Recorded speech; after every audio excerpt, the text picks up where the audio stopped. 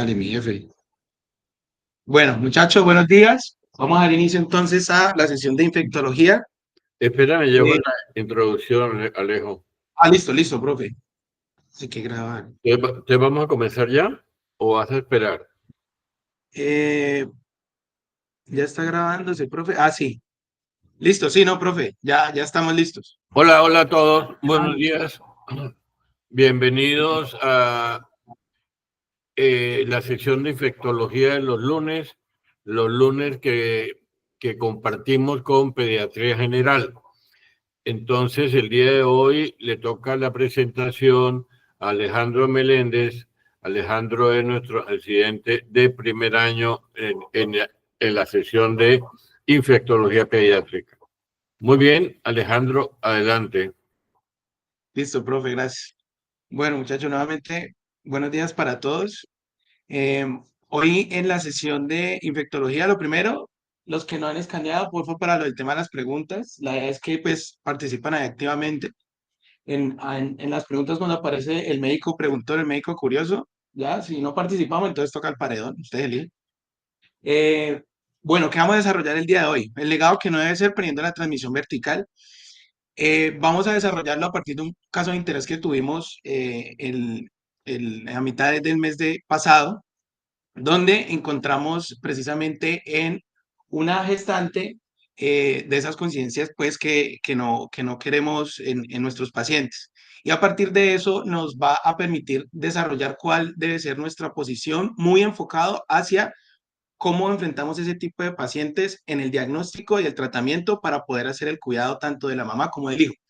Entonces, tenemos como, vamos a ver, tres patologías que tranquilamente pudiéramos desarrollar ampliamente en una sesión a cada una de ellas, pues vamos a hacerlo muy enfocado con la idea de que el mensaje claro sea cuando tenemos a esta mamá con estos diagnósticos, cuáles deben ser nuestras posiciones, cuáles deben de ser esos algoritmos, esas guías que tenemos que tener en cuenta y una vez ya tenemos al recién nacido, también cómo lo enfrentamos, cómo lo tratamos y en algunos casos cómo lo seguimos. Entonces, espero pues poder dejar esos mensajes de cada una y vamos a desarrollarlas no mezclados para que de pronto quede un poquito más claro. Entonces, bueno, cuando aparezca el médico preguntón, preparan los celulares, tenemos 15 segundos ahí para la votación. ¿Listo?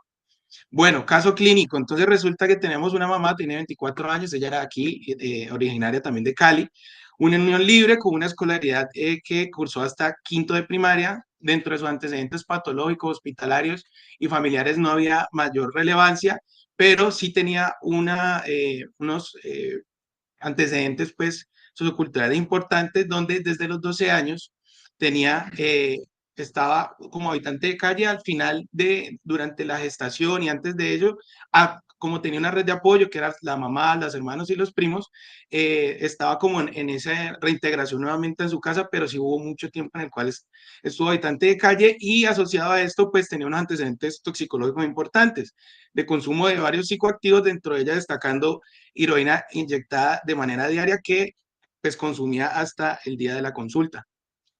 Esta consulta, este primer ingreso lo hizo el 11 de marzo, fue acá a la institución y vino remitida del control prenatal de manera en periferia. Se da cuenta que está en embarazo, consultan, le hacen unos primeros laboratorios y en esa primera consulta encuentran que es una paciente que tiene consumo de psicoactivos, por lo cual remiten pues para hacer el abordaje multidisciplinario e integral.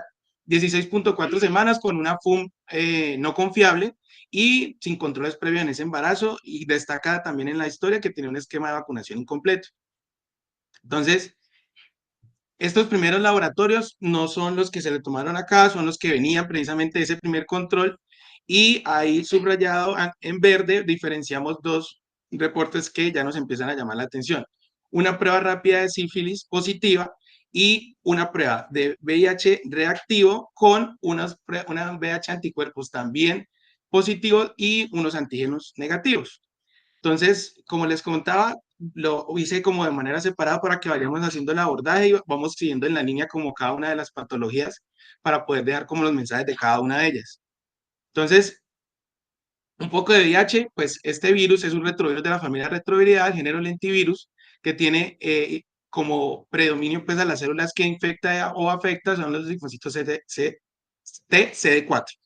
Entonces, este virus lo que nos genera precisamente es que se une a los receptores del CD4 con ayuda de los correceptores CCR5 y CXCR4 y genera el proceso de fusión. De ahí libera su genoma, pues que es RNA, y gracias a la transcriptasa reversa ya va a pasar a ser la creación pues del ADN de doble cadena, hace la integración en el genoma de las células y posteriormente hace una transcripción a un ARN mensajero para la creación de las proteínas, el ensamblaje de estos polipéptidos que requieren nuevamente para la creación del virión y la salida de esta la maduración y nuevamente pues la infección de otro tipo de CD4, predominantemente. Evidentemente, el no tratamiento de estos pacientes pues va a hacer que haya una disfunción inmunitaria importante, lo que puede llevar al desarrollo del SIDA y que tiene pues de característica las infecciones oportunistas que conocemos y también algunas de características oncológicas. Características de nuestro paciente, pues era una paciente que tenía uso de heroína inyectada, que es un factor de riesgo para este tipo de infecciones, y pues además habitante de calle como un factor de riesgo bastante importante, una baja escolaridad, y en estos métodos de transmisión, pues queremos resaltar precisamente la transmisión vertical, que es pues el enfoque de nuestra charla. En la actualidad, ¿qué tenemos? A nivel nacional, pues en el segundo boletín, se hizo más o menos en febrero de este año, donde vemos que tenemos reportados 2.829 casos aproximadamente, con en 80% de estos en hombres, el restante pues en mujeres, y vemos que en las mujeres embarazadas tenemos aproximadamente 40 reportes, donde en el Valle, en este caso no figura, con 8 reportes de casos que va comandando pues, como el más prevalente en Antioquia. Métodos de transmisión pues precisamente sexual es del 98%, las personas precisamente que usan drogas inyectadas con 18 casos y 17 casos de la transmisión materno-infantil, que era lo que quería pues resaltar. Entonces, aquí aparece nuestro médico preguntó y la pregunta es, en esa paciente llega con estos laboratorios extrainstitucionales y tiene una prueba rápida que es positiva y otra segunda prueba con unos anticuerpos positivos y un antígeno de VIH negativo.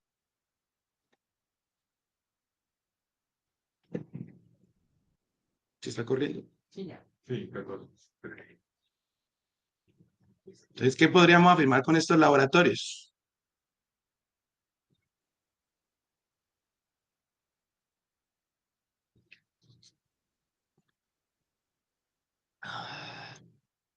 Listo. 50% están en la pregunta correcta. Vamos a convencer entonces al resto. ¿Qué pasa acá?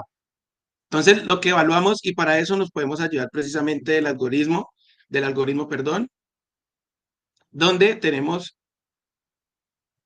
en el algoritmo del 2021 precisamente para evaluar a la mujer gestante. Entonces, lo que tenemos o lo ideal es que las mujeres gestantes tengan una prueba precisamente de tamizaje, ojalá y fuera preconcepcional, pero normalmente se hace durante el embarazo. Y vamos a tener una primera prueba. En caso de que esa prueba salga negativa, pues la idea sería hacerla de manera trimestral y en el periparto. ¿Ya? Pero en esta primera prueba, si sale positiva con el caso de nuestra paciente, podría ser desde una ELISA a una prueba rápida o de tercera de cuarta generación, y en caso de que saliera positiva, la segunda debería de ser, en caso de ser una prueba rápida, que sea diferente a la que se hizo en primera instancia. En este caso, ella tenía estos dos condiciones de manera positiva y aquí nos clasificaría a nuestra paciente con un diagnóstico probablemente positivo. Todavía no es confirmatorio, pero sí es indicativo de iniciar el tratamiento preventivo para transmisión vertical, que es uno de los grandes mensajes que necesitamos tener acá. Ahora, normalmente para hacer el diagnóstico, ¿qué necesitamos? Tener 3 pruebas positivas o para descartarlo deberíamos de tener 2. Entonces, si en la primera prueba saliera positiva y la segunda negativa, necesariamente vamos a tener que hacer una tercera. Y esa tercera prueba la vamos a hacer con una carga viral, ¿ya? En el caso de nuestra paciente, si tomamos una carga viral ya con 2 pruebas positivas y la carga viral nos sale positiva, entonces ahí sí haríamos una confirmación. Y es una paciente que ya está en tratamiento. de manera precoz, como vamos a ver, por el beneficio que este tiene. Ahora, si la prueba no es concluyente, entonces deberíamos hacer una cuarta prueba, que en este caso sería un Western blot, para precisamente poder, o que en caso de que nos salga el Western positivo, tener estos 3 positivos y hacer la prueba confirmatoria. Si no es concluyente e indeterminada, la idea sería no suspender el protocolo, hacer una nueva prueba con un mes de diferencia de esta anterior para poder llegar al diagnóstico. Y en caso de ser negativa, pues se podría suspender e iniciar nuevamente pues como el estudio de esta paciente. Ahora vamos a ver una gráfica que también nos ayuda, una tabla que nos ayuda un poco como a entender esta parte. Entonces, ¿qué pasó? Nuestra paciente llegó y con esos exámenes institucionales, las 2 pruebas positivas, inicia su abordaje por el programa VIDA, que es el programa de infectología en estos pacientes con este tipo de diagnósticos, y piden un recuento de linfocitos CD4 en 137 y una carga viral que sale positiva, 374 copias. Entonces, otra vez vamos con nuestra paciente. Si tenemos una prueba negativa, las asesorías trimestrales y la toma de la prueba también al periparto. Si ya tenemos 2 positivas, como fue al inicio, es un diagnóstico probablemente positivo e iniciamos tratamiento. Pero si tenemos 2 pruebas positivas, tenemos que tomar la tercera para confirmar, y en este caso tenemos una carga viral que es positiva, o sea que ya es un diagnóstico confirmado, hacemos la notificación del caso y pues seguimos con el tratamiento. Si no es concluyente, recordemos que necesitamos 3 positivos, entonces vamos a necesitar una cuarta prueba, que en este caso sería un Western blot, que de ser positivo pues nos confirmaría el diagnóstico. Bueno, entonces aparece otra vez aquí el amigo y ¿qué nos dicen? En el programa VIDA la indicación fue VIH de nuevo e iniciaron tenofovir en citravicina, en citabina y dolutegravir. ¿Listo? Entonces, pregunta, ¿para qué iniciamos ese tratamiento?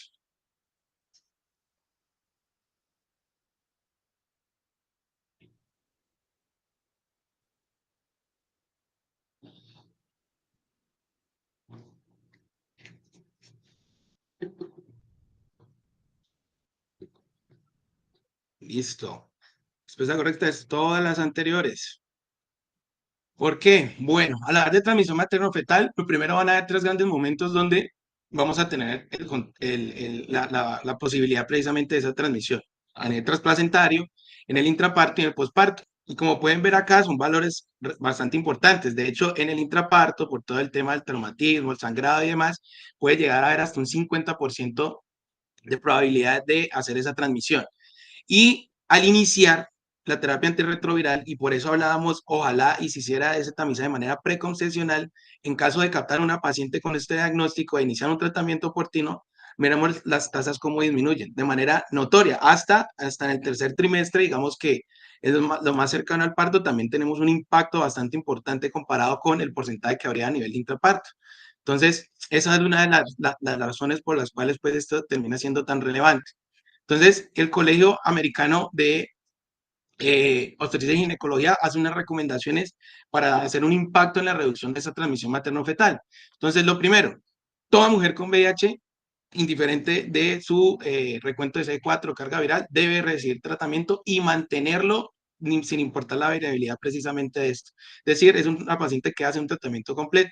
Y estos son los regímenes que nos dan en nuestra guía de práctica clínica a nivel nacional, y de hecho, pues esta fue la que recibió nuestra paciente. Se debe iniciar el otro mensaje que les había dejado con 2 pruebas reactivas, es decir, con un caso probablemente positivo. ¿En qué momento? Pues en el momento que hagamos el diagnóstico. Entonces, ¿qué otras recomendaciones tenemos para hacer un impacto en esa transmisión materno-fetal? La monitorización, precisamente, de la carga viral, las pruebas serológicas. Carga viral, pues evidentemente en una paciente que ya tenemos con el diagnóstico, una vez iniciado el tratamiento antirretroviral, vamos a tener que hacer el seguimiento de 2 a 4 semanas iniciado el tratamiento o que haya requerido algún tipo de cambio. Después de esto se puede hacer de manera mensual hasta que ya se torne indetectable la carga viral, y después de eso trimestral, hasta pues el nacimiento. En caso, pues, ¿qué es lo que tenemos en nuestras guías para el tamizaje? El seguimiento serológico, que se debe hacer lo más prematuro, a la preconcepcional, trimestral, y que en los pacientes de alto riesgo, siempre en el periparto también debemos de tener un control serológico y por lo menos un ELISA.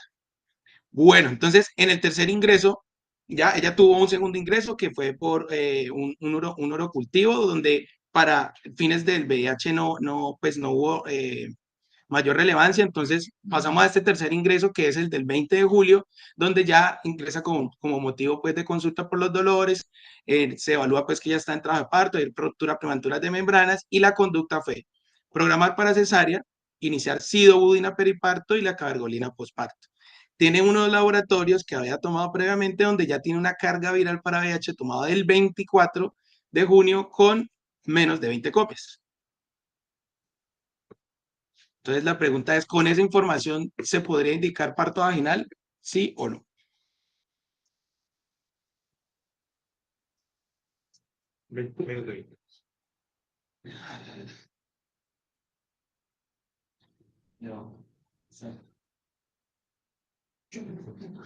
Listo. Está debatido. Pero entonces vamos a ver. Bueno, resulta que la paciente con VIH positivo que está recibiendo su tratamiento de manera adecuada y logra tener entre la segunda y la cuarta semana una carga viral por debajo de las 1000 copias, se podría indicarse una cesárea programada y perdón, se podría realizar parto vaginal. En cambio, la paciente no tiene control y pues está por encima de las 1000 copias, sí requiere una cesárea programada y la sidobudina intraparto de 2 miligramos a kilogramos en la primera hora y 1 miligramo por kilo por 2 horas, pero hasta el nacimiento. Ya no es simplemente completar ahí, sino hasta que pues precisamente se dé el nacimiento. Menos de las 1000 copias hasta, hasta las 50 copias, la sidobudina intraparto, hay quienes, algunos autores pueden plantear precisamente usarla, y por debajo de 50 copias sí realmente no hay evidencia de que tenga beneficio de colocarla o no. En este caso, o sea, sí podría iniciarse un parto vaginal en vista de que tenía menos de 20 copias, pero tenemos que tener en cuenta que ahora como en el desarrollo vamos a ver que no es la única indicación, entonces se determinó en cesárea, pues por lo que más adelante también les voy a mostrar. Ahora, si tenemos una gestante, como pueden llegar muchas veces donde tenemos un VIH desconocido, puede llegar en trabajo de parto y demás, tenemos que tener el tiempo para tomar una prueba de VIH positiva, perdón, una prueba de VIH, y que en caso de salir positivo poder hacer la confirmatoria de carga viral para poder saber si es selectiva o no para cesar en caso de que salgan positiva, y la sidobina intraparto. En caso de que, pues, evidentemente por el riesgo y demás no se alcancen a hacer esto, pues sí se podría precisamente plantear realizar la cesárea. Y en caso de ser negativo, pues ya depende de la condición obstétrica para poder finalizarlo por parto vaginal o por cesárea y resolver este caso. Bueno. Entonces, nace hijo de ese día, pues fue cesárea, nació a las 38.6 semanas, tiene una buena adaptación, un Apgar de 9-10, se realiza un baño con agua tibia y jabón, vi también que se había realizado la aplicación de vitamina K, recordemos que se debe ser con la piel limpia del paciente para evitar precisamente pues el traumatismo de esos tejidos, y se realiza la hospitalización conjunta para los estudios correspondientes. Se le inicia al niño un sidobudina, ya carga viral, con indicación de tomar carga viral 2 semanas posterior a terminar la profilaxis, y se contraindicó la lactancia materna. Entonces, cuando ya tenemos a nuestro neonato, lo que tenemos que tener en cuenta es que todo recién nacido expuesto a VIH durante la gestación debe recibir tratamiento. Y aquí vamos a tener dos líneas. Entonces, el tratamiento profiláctico y el tratamiento presuntivo. El profiláctico se le da al paciente que tuvo bajo riesgo. Paciente de bajo riesgo es esta madre que hizo la terapia antirretroviral durante la gestación y esa carga viral sea no detectable cerca al parto. De 2 a 4 semanas máximo debe ser esa carga viral para poder considerarlo.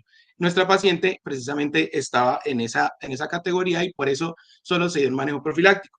Alto riesgo, madres que no reciben tratamiento o madres que solo recibieron la profilaxis intraparto, que no tengan la carga viral precisamente o que tenga una carga viral mucho más antigua, o sea, que pare el mes.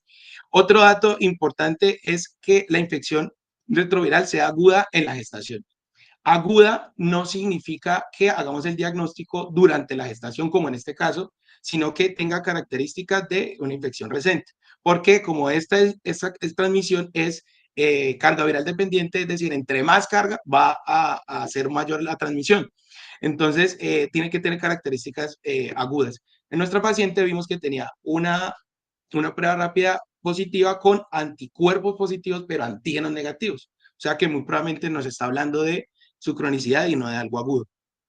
Bueno, entonces, en estos tratamientos, en estos pacientes, ¿por qué es importante el tratamiento temprano? Si tenemos tres formas de dar el tratamiento. Después de los 3 meses es un tratamiento tardío. Entre las 48 horas y los cercanos a los 3 meses es un tratamiento temprano y el muy temprano, que es en las primeras 48 horas, idealmente entre las 6 y primeras 12 horas de vida. Esos tratamientos, ¿en qué nos va a impactar? Esta gráfica que nos muestra aquí es el reservorio viral a nivel de las células. ¿Y eso qué va a tener, qué impacto va a tener? En el tratamiento temprano los reservorios van a ser mucho más pequeños y eso va a evitar precisamente que durante muchos años pueda tener unas cargas lo suficientemente bajas y de hecho poder llegar hasta a plantear una cura funcional que nos habla de no requerimiento hasta de antirretrovirales sin cargas detectables durante mucho tiempo. Entonces, como pudimos ver, bajo riesgo en la guía de práctica clínica, pues que nos plantea el ministerio, cuando tenemos bajo riesgo, hacemos la profilaxis con sidobudina. Lo hacemos por un periodo de 4 semanas y lo tenemos que ajustar dependiendo pues de las semanas de gestación de nuestro paciente. En caso de que por las condiciones en las que ha nacido nuestro paciente no tenemos la facilidad de hacerlo vía oral, se puede pues precisamente plantear endovenoso. Lo único que tenemos que tener en cuenta es que el 75% de la dosis que requiere nuestro paciente. O sea, si no es a término a 4, pues el 75 lo hacemos a 3 hasta que ya podamos hacerlo vía oral, que normalmente es con lo que se puede ir pues para la casa. Y en caso de que tengamos que hacer un tratamiento presuntivo, entonces sí debemos de hacer un esquema con los tres medicamentos, en este caso, sidobudina, lamivudina y nevirapina, o el esquema con raltegravir. A tener en cuenta la nevirapina, no todos se hacen por 6 semanas, a excepción de la nevirapina, que por su vida media se puede suspender después del mes. El raltegravir tiene que tener unas condiciones que es por encima de las 37 semanas y al menos 2.000 gramos de peso. Evidentemente, en cada uno de ellos, en las guías está para hacer los cambios según la edad gestacional, que se tiene que hacer el ajuste de las dosis. Bueno, ¿cómo hacemos el seguimiento de estos pacientes? Entonces, el paciente es de bajo riesgo, al nacer iniciamos la sidobudina y no es necesario tomar la carga viral, sino hasta 2 semanas después de haber terminado el tratamiento. Una vez se termina el tratamiento, miramos y le hacemos como debe de ser el seguimiento. Sí, llega a tener una carga viral detectable, en este caso, para poder hacer el diagnóstico de que es un paciente que se le transmitió precisamente H, de tener dos cargas detectables. Entonces, se hace una primera carga viral e inmediatamente en otra segunda muestra diferente, es decir, lo importante es que sean dos tiempos diferentes, se hace una segunda carga. Si es detectable las dos, entonces vamos a notificar y tenemos un paciente que ya cambiamos de profilaxis al tratamiento pues completo. Ahora, si tenemos una detectable y una indetectable, tenemos que buscar o que hayan dos detectables para la positividad o que hayan tres para descartarlo. Entonces, hacemos una nueva toma de una tercera carga a las 2 semanas de haber tomado las anteriores. Si es positiva, pues ya tendríamos las dos positivas, o en caso de ser negativa, volvemos y hacemos un nuevo control a los 4 meses, y en caso de ser indetectable, podríamos descartar el diagnóstico. Por el lado pues, de indetectable, igual, cambia es en caso de que tengamos una primera indetectable, hacemos el control, pero a los 4 meses, y en caso de ser positiva, lo mismo. Tomamos una nueva carga inmediatamente y si tenemos ya dos positivas, hacemos el diagnóstico, si no, hacemos el seguimiento con una nueva carga indetectable. En el paciente de alto riesgo, sí cambia la manera del seguimiento. En este paciente iniciamos el tratamiento y tomamos una carga viral en las primeras 72 horas. En caso de que esa carga viral salga positiva, entonces se debe tomar una carga viral en otro tiempo y en caso de que salga positiva, hacemos el diagnóstico. Y aquí lo mismo. Si sale una positiva y una indetectable, hacemos un control después de 2 semanas. En caso de ser indetectable, control a los 4 meses y en caso de ser indetectable, cambiaríamos el diagnóstico. Acá pues se comporta muy bien, igual que el anterior, un indetectable negativo. En caso de ser positivo, hacemos lo mismo, una segunda prueba, y en caso de tener dos positivas negativos, y por el otro lado, en caso de ser indetectables, tenemos que tomar una tercera que se da a los 4 meses para también poder descartar el diagnóstico. Entonces, mensaje para seguimiento, dos cargas positivas nos da el diagnóstico, para descartarlo, seguimiento con tres que sean indetectables. Entonces, ¿qué pasa con nuestro paciente? Pues tenemos que volvernos en la historia. Resulta que teníamos una prueba rápida de sífilis positiva. Entonces, ¿qué pasó con esta prueba rápida positiva para sífilis? El día que le ingresaron el 12, se encontró esta prueba del control prenatal. Gracias a eso se le hizo una administración de 3 dosis de penicilina benzatínica, cada una diferenciada por una semana, como podemos ver acá, y con un seguimiento de una BDRL en una dilución y una RPR del periparto no reactiva. Entonces, la pregunta, perdón, aquí me salté una. Aquí. ¿Qué escenario tiene este muchacho?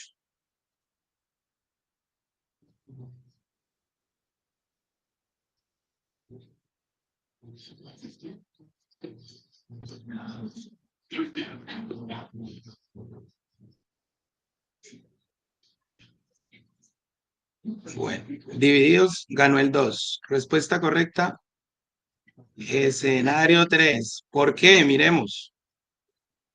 Bueno, entonces, poco sobre sífilis, producida por el treponema pálido, sigue siendo un problema en salud pública, a pesar que pues, es una bacteria que es sensible a penicilina cristalina, en la que tenemos varios accesos, pero evidentemente todas las barreras socioculturales que hacen que no tengamos un adecuado control prenatal y demás, además en todos los factores de riesgo que están sociodemográficos que están para poder contraer la enfermedad, pues siguen siendo el problema principal y por eso todavía tenemos cifras importantes. Por ejemplo, en la semana epidemiológica 25 tuvimos un reporte en el Valle del Cauca, tenemos un acumulado esperado para el 2025 de 13 casos y se reportaron 20, o sea, hubo un incremento. A nivel nacional esperábamos un acumulado de 745 y disminuyó a 528. Hablando de sífilis congénita. Hablando de sífilis gestacional, también teníamos un esperado de 142 y subió a 182 y con a nivel nacional de 4.900 casos y con un acumulado que también estaba en incremento en 5.137. ¿Ya?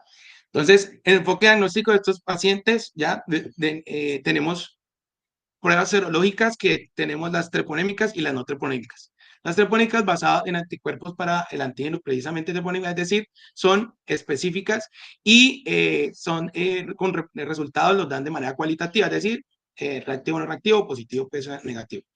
Y las no treponémicas, que son las que precisamente se dan en diluciones y es con las que hacemos el seguimiento de nuestros pacientes. Entonces, llega una mujer gestante en la que le vamos a iniciar el control prenatal. En ese momento debemos hacer una prueba rápida precisamente para sífilis y con la positividad de esa prueba iniciamos tratamiento a la gestante. Anteriormente lo que hacíamos precisamente era la forma al revés, iniciamos la no treponémica y confirmábamos con la treponémica, ahora hacemos la treponémica y posteriormente confirmamos precisamente el estadio y demás, y con la solicitud de la prueba no treponémica, pero la paciente no se va precisamente de ese servicio en el que le estemos haciendo el control sin el tratamiento. Una vez hacemos la prueba no treponémica, pues la idea precisamente nos hablan es ubicar el estadio de la sífilis, pero la recomendación que tienen estas guías es que en una embarazada es difícil precisamente ubicar cuando tuvo el chancro o a menos que tenga pues lesiones activas de una sífilis secundaria. Entonces, en este caso lo que hacemos es evaluarlas como un estado de latencia indeterminada y la gran mayoría terminan recibiendo el tratamiento para eso. El tratamiento de la primaria, latente primaria también y secundaria, pues podría ser una sola dosis, pero en latente indeterminada le damos precisamente las 3 dosis semanales, que es la que recibió nuestra paciente anteriormente. Entonces, para poder precisamente entrar a abordar los escenarios, tenemos que tener unos conceptos claros. Primero, que es un caso probable, es precisamente alrededor de la gestación, sea una puérpera o un paciente que también puede haber tenido un aborto en los últimos 40 días, tenga una prueba treponémica positiva, como fue inicialmente nuestra paciente, y sin tratamiento. Ese es un caso probable. El caso se confirma precisamente teniendo la treponémica positiva y las no treponémicas también de manera positiva y que no haya recibido tratamiento. O que en este caso también se dé el escenario de la reinfección. Es una paciente que ya recibiendo tratamiento adecuado para sífilis tenga cambios clínicos, es decir, o de estadios primarios como el chancro, las adenopatías, o de estadios secundarios, hepatomegalia, fiebre también, o las lesiones exantemáticas, pues, plantopalmares. Entonces, en este tipo de pacientes, bueno, además, tiene también, en caso de que hayamos hecho tratamiento y aumente 4 veces los títulos, pues en ese caso también estaríamos hablando de una reinfección. Pacientes tratados que después de 6 meses no hay un descenso de las pruebas treponémicas 4 veces del valor, también es un paciente que podemos considerar reinfección. Entonces, ahora vamos a ver cómo clasificamos al paciente. Lo que hice precisamente, evaluar de atrás para adelante, porque normalmente en el proceso de cómo hacemos para evaluar a nuestro paciente, lo hacemos desde el momento en que nos llaman para la cesárea, ¿ya? Entonces, a nosotros nos llaman para la cesárea y no empezamos a evaluar si tenemos un bebé con un examen físico anormal o no, sino que empezamos desde la historia materna. Es decir, empezamos a ver si la mamá tenía la infección, si fue progestacional, si es gestacional, se trató, y después recibimos al paciente y miramos todo lo que necesitamos en él. Entonces, por eso lo ubiqué de la manera que normalmente operativamente pues solemos realizarlo. El escenario 4 es un escenario que es improbable, es decir, es que es improbable que pudiese el niño tener precisamente la infección. Es una madre que tuvo un diagnóstico de sífilis antes de la gestación actual, ¿listo? Que no tiene signos de reinfección en esta y que la prueba treponímica del recién nacido es negativa. Este tipo de pacientes no requiere evaluación y tampoco requiere tratamiento. El escenario 3, que era la respuesta de nuestro paciente, es un escenario de una sífilis congénita poco probable, en una mamá que tiene una infección de este embarazo, que se trató adecuadamente, ella lo hizo adecuadamente. Adecuadamente es que tenga las 3 dosis separados por los 7 días y que la primera dosis sea al menos antes de las 4 semanas del parto. Entonces, contaba con esos criterios. No tenía signos de reinfección durante la gestación, tuvo todo el seguimiento de las no troponémicas estables y el BRL del recién nacido, pues ahí no estaba escrito, pero salió negativa. Este paciente tampoco necesitan evaluación y vamos a encontrar que en algunas guías van a plantear la posibilidad o de que no se realice tratamiento versus tratamiento. En la ruta de atención que nosotros manejamos acá, hacemos tratamiento, más que todo pensando en las dificultades que tenemos con los temas sociales, hacer seguimiento y demás. En el escenario número 2 tenemos una madre que tiene diagnóstico de sífilis en esta gestación, que no realizó un tratamiento adecuado, es decir, o fue antes de las 4 semanas, o ella dijo que se trató, pero no hay documentación. Sin documentación, eso es que no se ha tratado, es decir, nosotros tenemos que tomarlo de esa manera, o que se trató, pero no con penicilina benzatínica.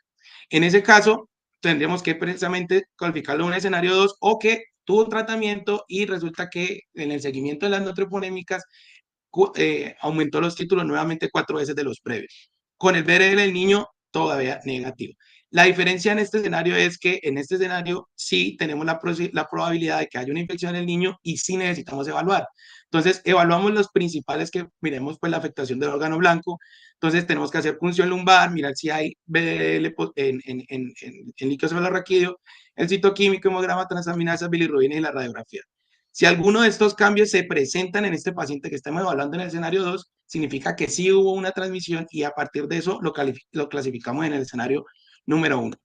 ¿Cuál es el tratamiento de estos pacientes? Entonces, del escenario 2, tenemos dos opciones. Uno, la penicilina cristalina, 10 días de tratamiento, 50.000 unidades por kilo, cada 12 horas los primeros 7 días y después hacemos la modificación de los días restantes cada 8 horas. En caso de que los laboratorios de este paciente no se puedan realizar completos y demás, ese es el tratamiento que debe iniciar. Pero si el paciente puede tener los laboratorios y lo realiza de manera completa y salen negativos, es decir, no lo pasamos al escenario 1, entonces es un paciente que puede salir con una dosis única, pero de penicilina benzatínica y que se le podría dar egreso. Evidentemente hay que tener aquí en cuenta todos los factores sociales y demás. Y otra cosa, en el tratamiento de 10 días de estos pacientes que se le dañó la vena, alguna situación, por más de un día dejó de recibir el tratamiento, hay que empezar el tratamiento de cero y completar nuevamente los 10 días para que lo tengan en cuenta. Bueno, y el escenario 1, lo primero es que esa prueba que en el recién nacido siempre fue negativo, aquí está positiva. Para que sea positiva tiene que estar por encima 4 veces de los títulos maternos o que tenga examen físico anormal. Examen físico anormal es cualquiera de estos órganos blancos pues, de sífilis que son muchos precisamente los sistemas, rinitis sifilítica, anomalía alba, característico de esta enfermedad, la afectación oftálmica, por eso en estos pacientes sí debemos de hacer valoraciones de eso, alguna alteración neurológica, debemos de prever la posibilidad de que sea un escenario 1. En estos pacientes también se hace la evaluación, en este caso no nos cambia el escenario, pero sí nos va a permitir precisamente ver la afectación que tiene y el tratamiento es la misma opción del anterior, que son los 10 días de penicilina cristalina. Bueno, seguimiento de estos pacientes, normalmente en estos pacientes lo que hacemos es el seguimiento con las pruebas no treponémicas en el escenario 1 y 2 de manera mensual, en el escenario 3 y 4 de manera trimestral hasta el sexto mes, donde debería haberse negativizado. Si persiste o hay aumento, hay que pensar en los escenarios 1 y 2 que haya falla terapéutica, evaluar la infección y definir el manejo nuevamente. Y en el caso 3 y 4, pasarlo de esos casos poco probables a que sea un caso confirmado y hacer el tratamiento completo. Bueno, y finalmente para terminar, nos habíamos saltado algunas cosas pues para darle el sentido académico a la charla, y es que durante la evaluación institucional que hizo el programa Vida, tomó el perfil, en vista de que tenía VIH, tomó el perfil precisamente infeccioso necesario de esta paciente con esta patología e encontró del 13 de marzo unos anticuerpos para VIH positivos y, perdón, para hepatitis C, gracias, y una carga viral por encima de los 2 millones de copias. Entonces, vamos a hablar un poco de esta hepatitis C. Tiene esas características de transmisión hematógena, por eso es tan importante ahora hablarlo pues en el tema de transmisión materno-infantil. Es una infección que normalmente en el 80% no da síntomas agudos, pero sí desarrolla, en vista de que va hacia los hepatocitos, una inflamación crónica que puede llevar precisamente a la cirrosis y al carcinoma hepatocelular, y de hecho es la primera causa de cáncer hepático pues en niños gracias a este tipo de transmisión. Factores de riesgo, ¿a quiénes se le hace el cribado durante el embarazo? Pues precisamente a algunos pacientes que tengan factores de riesgo, principalmente VIH. También el uso de drogas inyectadas en estos pacientes o habitantes de calle o que hayan estado en prisión. Entonces, pues en nuestra paciente evidentemente tenemos que mirar. Respecto a la evidencia que tenemos alrededor de esto, como vamos a ver, no hay un alineamiento. De hecho, en Colombia pues no se tiene una guía de qué debemos hacer con este tipo de pacientes. Tenemos un estudio en el cual lo quise traer precisamente por la asociación que tiene con el VIH, que es en lo que sí hay evidencia y resalta en todos los artículos que puede revisar. En el 2014 se realizó una revisión sistemática de metanálisis donde se incluyeron 109 artículos y lo que hicieron fue estimar 25 factores de riesgo agrupados y después separarlos con la coinfección materna con VIH, ¿ya? Es decir, para mirar precisamente en estos dos grupos cuál precisamente generaba más riesgo. Y evidentemente las pacientes con VIH fue el más determinante, con una proporción global de las pacientes negativas para la transmisión de 5.8% y en las pacientes positivas del doble. Por eso siempre que veamos el VIH o viceversa, el hepatitis C, tenemos que estar pendiente e ir a buscar la otra infección porque facilitan precisamente la transmisibilidad. Tratamiento en las gestantes, no hay evidencia precisamente para recomendar su uso, por eso esta paciente no realizó un tratamiento durante el embarazo. Este es los esquemas de tratamiento en adultos y de hecho hay algunos estudios que también fue por una revisión sistemática o metaanálisis que es más reciente, este es del año pasado, en el cual se tomaron 6 estudios, se tomaron 109 embarazadas, 74 de estas participaron en este estudio que tenían una hepatitis C y se les dio el tratamiento de antiviral de acción directa entre finalizando el segundo trimestre e iniciando el tercero. Y no se vio, no se reportó realmente que hubiesen eventos adversos a nivel fetal, que es como lo importante a resaltar. Hubo algunos eventos adversos recientes, leves, perdón, que de hecho no justificó, no hizo que abandonaran pues el tratamiento durante este tiempo. Pero no existe realmente la evidencia suficiente para justificar pues su uso durante el embarazo. ¿Qué otros datos tenemos? A la hora de planificar el parto de estos pacientes con hepatitis C, no está contraindicado simplemente por tener hepatitis C realizar que sea por cesárea. La evidencia no es suficiente para esto, pero sí hay dos factores de riesgo. Uno, en el parto, dependiendo del sangrado, sí hay unas 2 veces pues el aumento de la transmisión, y la coinfección con VIH sí puede aumentarlo hasta 7 veces. Entonces, esta fue una de las razones por la cual probablemente nuestra paciente terminó igual en cesárea. Tampoco hay una directriz pues de que no se deba dar lactancia materna, pero en coinfección con VIH y en el riesgo en pacientes consumidores de drogas y o pues los sangrados que se puedan presentar precisamente entre el matrimonial de los pezones, pues van aumentando el riesgo y sería a tener en cuenta si vamos a darle lactancia a este paciente. Evidentemente nuestra paciente pues que tenía las dos coinfecciones estaba restringido. Bueno, finalmente ¿cómo evaluamos a el recién nacido? Entonces, el recién nacido vamos a hacer tenemos dos tipos de hacer seguimiento. Uno, vamos a tomar una carga viral a los 2 meses y a los 6 meses. Si tenemos precisamente una carga indetectada después de los 6 meses, podemos darle egreso a ese paciente. Pero sí, en caso de que salga positiva, es un paciente que va a requerir seguimiento, ya les cuento. En caso de que antes de los 18 meses nunca se haya hecho este testeo, si llega después de los 18 meses, lo que vamos a hacer es con pruebas serológicas. En caso de tener pruebas serológicas positivas, hacemos ahora sí la carga viral y en caso de salir positiva, pues realmente nos da con el diagnóstico. Como pudieron ver, nuestro paciente no recibió tratamiento y la razón es que en los menores de 3 años no hay precisamente indicación de los tratamientos con los antivirales de acción directa. De hecho, entre el 20 y el 45% de nuestros pacientes hacen una depuración espontánea. Por eso normalmente lo que veíamos en estas guías es que una vez se hace el diagnóstico, lo importante es hacer un seguimiento hecho desde infectología y no tanto hacer un manejo de tratamiento. En algunos casos donde precisamente como puede hacerse la cronicidad, habría que plantear eso y pues se hace ya con el paciente, individualizando el caso de nuestro paciente. Ahora sí, gracias. Muy bien, Alejo. Me imagino que tenemos comentarios o preguntas del auditorio. Se desconectó el HDMI. No.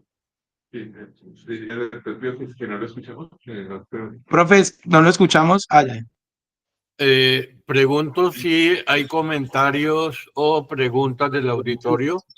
Es porque terminaste la presentación. Un momentico, doctor Pío, ya le decimos para hablar, que se desconectó acá el audio. Comparte Windows P para que te... No, Windows P para que duplique pantalla. Windows P. Ajá, duplicar. Ajá, espérate a ver, coger. Listo, doctor Pío, ¿nos puede hablar? Sí, no, simplemente quería preguntar si hay comentarios o preguntas a la conferencia de Alejandro de parte del auditorio. Sí, doctor, muchas gracias. Buenos días. Buenos días a Manuel, todos. Manuel, Primero, gracias, Manuel, doctor. ¿está con tapabocas? ¿Estás enfermo o no? No, está en la UCI. El- Bueno, primero que todo, felicitar a Alejandro porque muy buena presentación. Realmente el escenario de tener madres con VIH es algo que tenemos, no tan frecuente, muchas veces quisiéramos no tener ninguna, pero pues aún se presenta. ¿Qué mensajes quisiera decirles? El primero es que una madre con VIH requiere del ejercicio juicioso de todo el equipo para que esta paciente sea bien diagnosticada, bien abordada y como lo hicieron en el programa Vida, hacer un abordaje de todas las enfermedades que pudieran estar coinfectando a esta madre gestante. Sin embargo, una pregunta que me surgió cuando vi la presentación de Alejandro, le buscaron hepatitis C, lo cual es muy conducente, pero no vi que le hicieran estudio de TBC. Alejandro, ¿le hicieron? No, profe. ¿No? No, Bueno, pues yo les quiero, antes de que Manuel profundice, siempre que tengamos esto para los estudiantes. Yo no creo que el estudiante debe estar muy a fondo con el manejo del VIH, pero el estudiante debe estar muy a fondo con el pensamiento de la posibilidad de VIH, porque la única manera de hacer diagnóstico de VIH es pensar en ella. Si no hacemos si no pensamos, no pedimos la prueba y nunca vamos a tener el diagnóstico. Y cuando tengamos el diagnóstico, hay enfermedades que van de la mano. Y una de ellas es tuberculosis y VIH. Así que cada vez que tengan un paciente con VIH, por favor, busquen tuberculosis y al contrario, si tienen tuberculosis, descarten VIH. ¿Sigue, Manuel? Muchas gracias, doctor. Correcto. Ese es uno de los mensajes más importantes, siempre buscar esa coinfección. Quisiera decirte que precisamente la carga viral que se le hace a la madre gestante, debe iniciarse el tratamiento y debemos tratar de llegar lo más pronto posible a una carga viral negativa y en el momento del parto o lo más cercano al parto, una carga viral indetectable. Esto para minimizar la transmisión, como ya lo comentó Alejandro. Sin embargo, también podemos tener casos, como hay ahorita un caso en este momento en la sala, donde tenemos una madre que de pronto tuvo una carga, un test rápido negativo, pero al parecer en el entorno perinatal hubo una infección. Esto ocurre muchas veces porque cambian de pareja y esa pareja contagia a la madre y entonces hay transmisión, por ejemplo, por lactancia materna, que no es tan usual como uno lo esperaría, pero igual se presenta y eso hay que pensarlo mucho en estos niños que especialmente tengan coinfecciones presentes, que estén gravemente enfermos. Segundo, respecto a hepatitis C, quisiera decir que en el 2025 precisamente salió la actualización digamos, de los aval del CDC sobre las coinfecciones en pacientes con VIH, pediátricos, adolescentes, adultos. Y una de las cosas de hepatitis C, como lo dijo Alejandro, es que desafortunadamente no tenemos nada más que hacer que observar y esperar que todo haya salido negativo, porque si le dio hepatitis C, debemos esperar hasta los 3 años con seguimiento para ver que no tengamos afectación hepática, entonces ahí ya a los 3 años se iniciaría la terapia supresora, pero también algo importante es la vacunación contra hepatitis A y hepatitis B, que se le debe garantizar al niño que está infectado con hepatitis C, porque estos pacientes pues tenemos que disminuir la posibilidad de un virus hepatotropo. De hecho, el sábado pasado fue el Día Internacional de la lucha contra las hepatitis de origen viral. Y eso es muy importante porque es algo que se presenta, solo que a veces no lo buscamos. Entonces, VIH es una infección que está presente en nuestro entorno. Cada vez vemos más casos porque, digamos, la vida sexual de las personas se ha vuelto más abierta y menos protegida, desafortunadamente, pero todavía tenemos un control sobre el VIH materno-infantil y eso depende de educar muy bien a las familias. Por ejemplo, acaba de llegar de Panamá. En Panamá, ¿cuál es la promoción? La promoción es en los letreros, en la calle está. El VIH no te mata, no hacerte la prueba sí. Aquí, ¿qué hacemos normalmente? Acá le decimos es use condón, ¿sí? Entonces, allá tiene una estrategia diferente, porque tanto VIH, pero tanto, no había visto tanto VIH en mi vida como lo acabo de ver el último mes, y es que allá hay demasiada transmisión. Entonces, ya no estimulan tanto la política, no, desafortunadamente no estimula la protección para evitar, sino que saben que hay tanto que es mejor diagnosticarlo para tratar.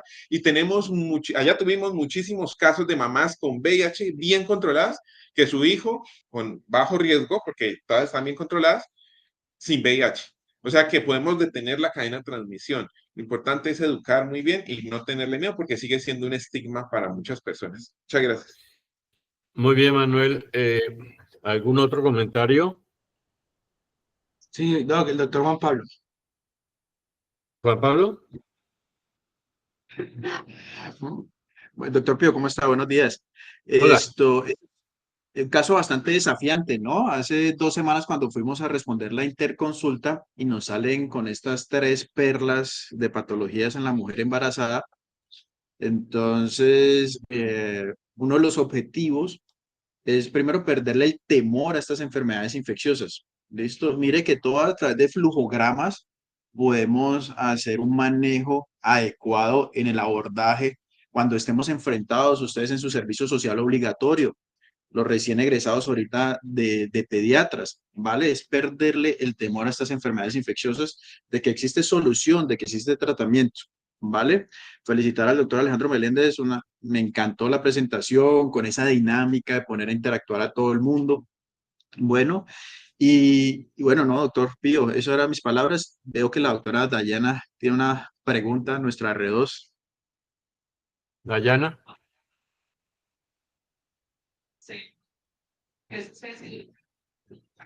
Está preguntando sobre el seguimiento de pacientes con hepatitis C. ¿Qué pasa si...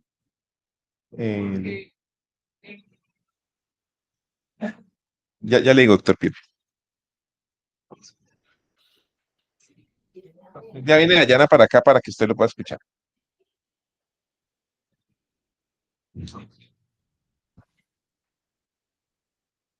Hola, profe, buenos días. Hola, Dayana, ¿cómo estás? Bien, bien. Profe, una consulta. En el seguimiento del paciente con hepatitis C, hijo de madre con hepatitis C, vemos pues que decíamos que el tratamiento se estaría pues contraindicado durante los 3 primeros años. ¿Qué sucede si durante el No, seguimiento de no las es que esté cargas? no es que esté contraindicado, es que no se conocen estudios sobre esa.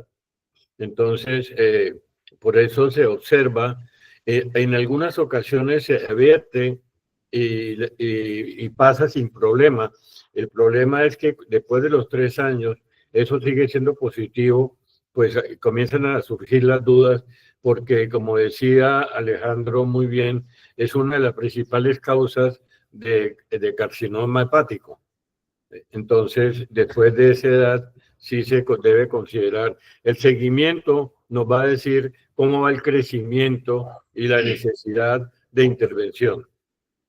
Si esas cargas virales tienden a ascender durante ese seguimiento, ahí tendríamos como pediatras realizar intervención inmediata. No esperaríamos el cumplimiento de la edad para esperar la depuración de la que estaban hablando. Eso tiene un manejo multidisciplinario.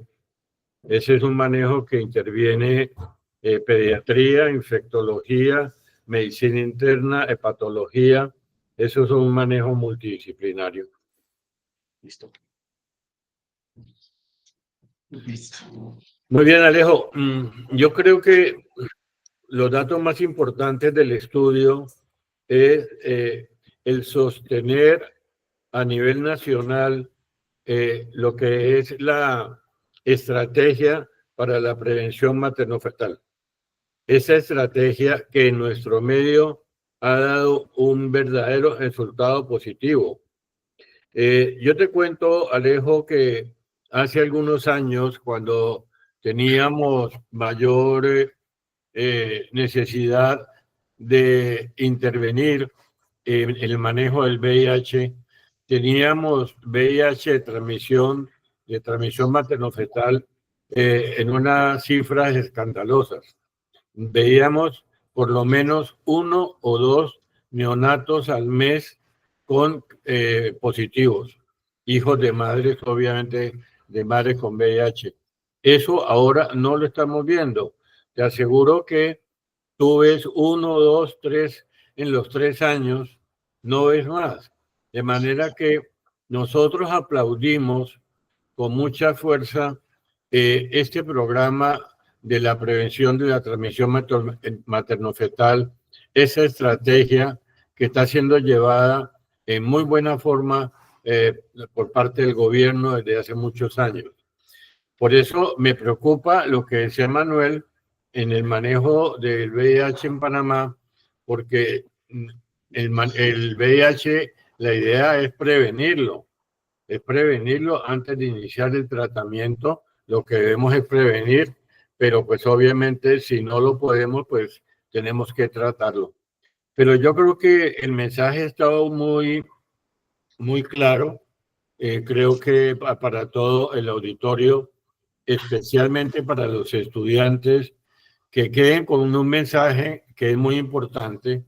El diagnóstico del VIH hay que pensar en ello. Si no pensamos, no hacemos el diagnóstico. Y siempre que tengamos, desafortunadamente, que nos encontremos un niño ya mayorcito con VIH, mirar siempre el entorno, mirar qué pasó con la mamá, mirar qué pasó con el papá y de esa forma mirar cómo se puede intervenir. Y lo otro que fue muy claro, muy bien presentado, fue lo de sífilis, con una condición importante en nuestro medio, es que la sífilis está aumentando de una forma muy importante, no solamente en nuestro medio, sino a nivel del mundo. Pero hay un punto que nos preocupa, es que usualmente le damos tratamiento a la persona enferma y no buscamos a la pareja, y no le damos tratamiento a la pareja. Entonces la persona enferma, la mujer enferma, se vuelve a contagiar posteriormente. Pero yo creo que todo estuvo muy claro, la interacción estuvo muy bien hecha, así que Perfecto, Alejandro. No sé Sí. si hay algún otro comentario. Profe, sí, hay una intervención. Pero tengo una pregunta. Digamos que cuando uno va a las charlas de VIH de adulto, te dice que cuando se diagnostica el VIH, uno tiene que, antes de empezar la terapia antirretroviral, y en este caso, digamos, de esta paciente donde pues presuntivamente el VIH es crónico, descartarse cierto tipo de, digamos, de coinfecciones que al final se vio, pues yo iba a preguntar específicamente por el caso de criptococcus. Y en relación a la primera pregunta, porque la primera pregunta decía, bueno, listo, se diagnosticó, inicie de una vez la terapia antirretroviral para evitar la transmisión. Entonces me preguntaba si en embarazadas no importa tanto, digamos, descartar esas infecciones y empezar la terapia antirretroviral, o si hay que asegurarse que no tenga criptococcus y toxoplasma antes de empezar la terapia antirretroviral, pues para no causar ese síndrome de reconstitución inmune y de pronto que se disemine la infección. Esa era como mi pregunta. Pues, ¿Sí alcanzó a escucharla, doctor Pío? Sí, sí, claro. A ver, yo quiero que contesta Manuel. No, perdón. Perdón, no, Manuel, no. Alejo. Ah, bueno, Alejandro. pues no, hasta no revisé lo que entendí yo en el mensaje que nos deja la guía es eh, entre más temprano iniciemos la medicación, como pudimos ver, vamos a impactar en el tema de la transmisión. Y colocándolo en nuestra epidemiología y todo, pues los temas que nosotros podemos tener, hacerlo de manera temprana para evitar que esa paciente precisamente se nos pueda perder o que la adherencia se pueda perder, nos va a generar una protección a ese recién nacido. Pero Manuel, ¿qué opinas sobre lo que dice Alejo? Gracias, doctor. Sí, bueno, realmente lo que tú dices, doctor, es muy importante en la preocupación del iris. Definitivamente debemos descartar las oportunistas. ¿Con qué se ha visto iris más? Con tuberculosis. Y por eso es muy importante que hagamos un diagnóstico oportuno de tuberculosis. Para los estudiantes, de pronto, y no saben qué es el iris, el síndrome de reconstitución inmune es un síndrome en el cual cuando empezamos la terapia antirretroviral y reconstruimos, digamos, ese reservorio de linfocitos TCD4, empieza a haber una respuesta inmune ante infecciones y esto genera una tormenta, digamos, inflamatoria, donde se liberan gran cantidad de citoquinas que lo que hacen es que el paciente se pueda complicar en respuesta a la infección, porque estamos dando, digamos, un tratamiento de mejorar el sistema inmune sin todavía tener un control de la infección.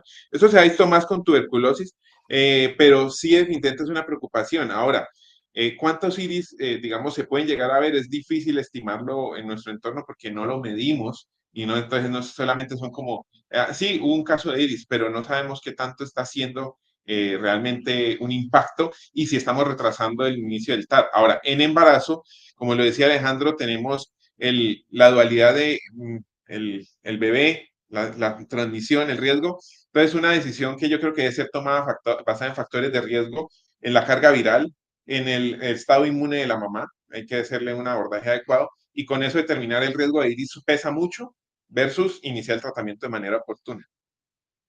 Sí, yo pienso que esta paciente debe ser manejada en una institución donde hay varias especialidades que en un momento determinado deben estar trabajando en grupo para un manejo más adecuado. Pero yo sí soy partidario de descartar al menos infecciones que sean más prevalentes en el medio. Ahí donde entra en forma muy importante la historia clínica a la cual le hacemos tanta propaganda, porque la historia clínica es un chisme.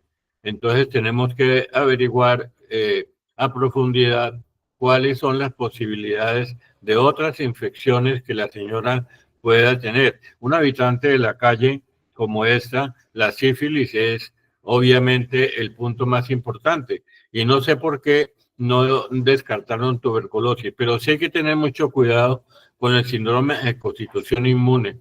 No se olviden que ustedes cuando inician tratamiento, la carga viral se disminuye probablemente y bueno, hay un conjunto de cosas que van a favorecer que los anticuerpos ataquen con más fuerza a la carga viral.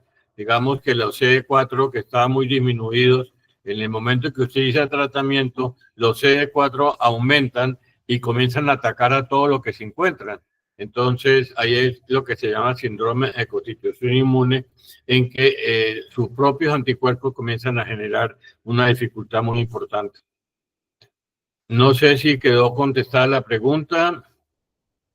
Sí, o sea, la pregunta era como si se está contraindicado en la embarazada la terapia antirretroviral, si por ejemplo le sale un antígeno de criptococo positivo, por ejemplo, o si hubiera tenido por ejemplo toxoplasma IgM, que uno sospeche que hay una coinfección, pues sí estaría contraindicado. O sea, es como el resumen de la pregunta. Pero eso está mientras se hace el diagnóstico, porque pues aquí tenemos PCR para toxoplasmosis, tenemos biología molecular para criptococosis, sí, depende si tiene síntomas neurológicos o no. Incluso podemos identificar si es serovariedad Gatti o serovariedad neoformal, ¿vale? Digamos, en 1 o 2 semanas que tengamos descartados estas coinfecciones oportunistas, se le inicia el tratamiento antirretroviral, ¿sí? Además, porque tú pones una balanza, riesgo de infección perinatal muy alto, 3 veces. Y la verdad es que se diagnosticó desde la semana 16, ¿no? Bueno, y si eco le hicieron era 20, tenía 20. Entonces ahí hubo pues chance. Listo. Listo, profe. Ok, bueno, pues si no hay más comentarios, nuevamente una felicitación para Alejandro. Gracias. Se metió en un paseo bien difícil, pero lo hiciste bien y es algo que el pediatra debe manejar. Nos quedó faltando un poquito por tiempo también el tratamiento del bebé, el tratamiento que si le damos tratamiento con monoterapia o le damos tratamiento triple, cuando en cada uno de esos casos. Lo mencionaste bien de acuerdo a los diferentes escenarios, pero ese punto hay que mencionarlo muy bien porque en eso es donde ha habido mayor, digamos, profundización. Antes, pues iniciamos solo a ZT, ahora se está hablando más y más y más de tratar de inhibir el bicho desde el principio. Eso está muy bien.